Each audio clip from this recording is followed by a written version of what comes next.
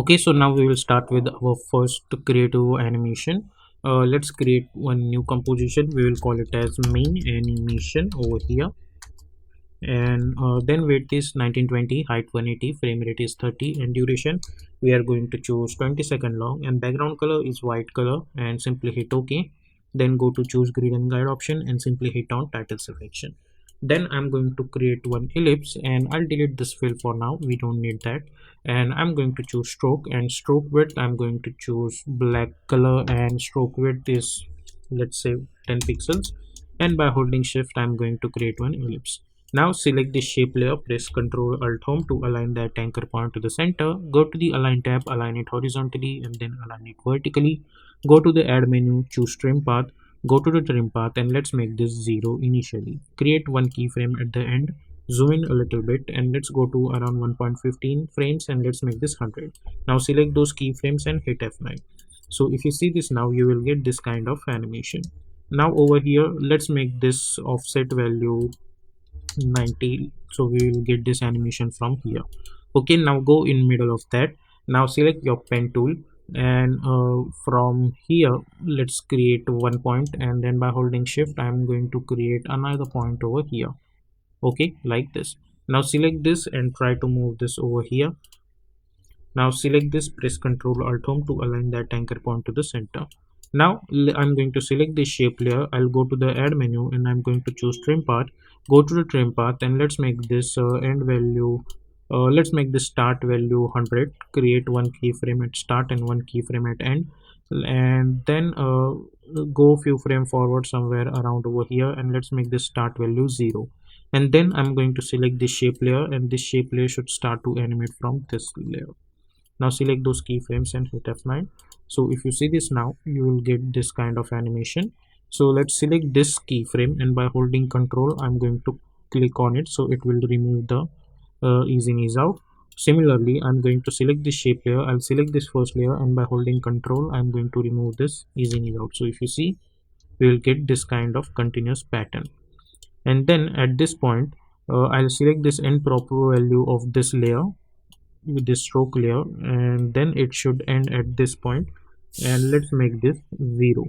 So if you see this now, we will get this animation and then we will get this.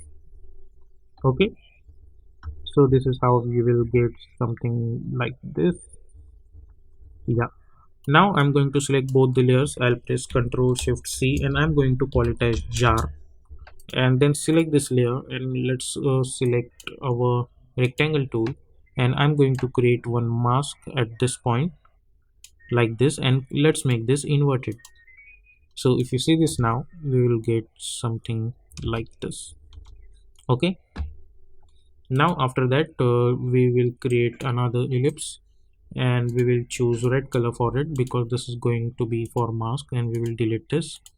And by holding shift I'm going to create one ellipse like this. Select this, press Ctrl Alt Home to align that anchor point to the center. Go to the Align tab, align it horizontally and then align it vertically. Press S and increase the scale somewhere around like this. Okay, then I'm going to select my rectangle tool and I'm going to create this kind of rectangle. Select this, press Ctrl Alt Home to align that anchor point to the center. Go to the Align tab, align it horizontally and then align it vertically. Enable this layer, and let's go to the color and we will choose black color.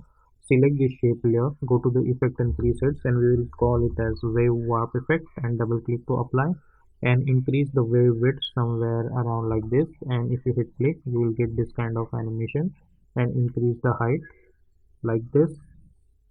Okay, also go to the effect and presets panel and search for turbulence displace effect, and alt click on this evolution tab and we will call it as time star, and let's call it as 60. Okay, so we have applied this expression, so we will get this kind of animation. Now select this and select this layer, hit enter, and let's call it as wave, so it would be easy for us to understand. And we will select this layer which is our mask, hit enter, and let's call it as mask only. Select this wave and simply move this downwards and choose alpha mask. So this animation should start somewhere around from 3 seconds. So I'll select those layers and I'll move them over here. Select this wave, press P, create one keyframe, go somewhere around, let's say 8 seconds, and we will move this from here to here. Go to the start, and let's bring this downward. So if you see, we will get this kind of animation. Select both the layers and hit Ctrl D, and let's move this over here. Select this wave, and we are going to make the color of this one to little bit grayish color, like this. So we will get this kind of liquidy effect. So if you see now, we will get something like this. And let's do one thing. We will select this jazz, we will hit M, and we will delete this mask. We don't need that. It looks quite weird also. So first we will get this animation, and I think at this point it would be better if this animation starts from here. Okay,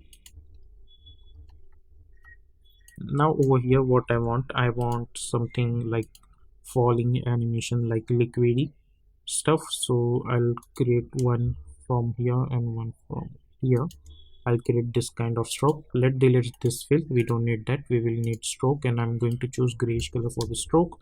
Let's select the shape layer and let's move this over here, and let's go to the add menu, and we are going to choose trim path. Go to the trim path and let's make this start value 100. Create one keyframe. Let's bring this a little bit downward over here. Okay, and at this point, somewhere around this, at this point I'll make this end value start value 0. So if you see, you will get this kind of falling animation.